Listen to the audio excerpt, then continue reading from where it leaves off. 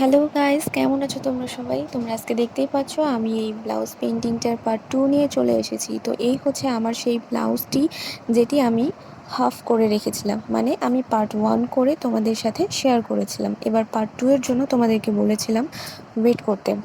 তো এই হচ্ছে আমার পার্ট 2 এর কমপ্লিট করা সেই ব্লাউজটি। আমি এই হাতটা করছি এখন। তো আমি আরেকটা হাত যেটা করেছি সেটা আমি অফলাইনে কমপ্লিট করে ফেলেছি। তোমাদের জাস্ট এইটুকু দেখানোর জন্য আমি এই হাতটা তোমাদের সাথে শেয়ার করছি।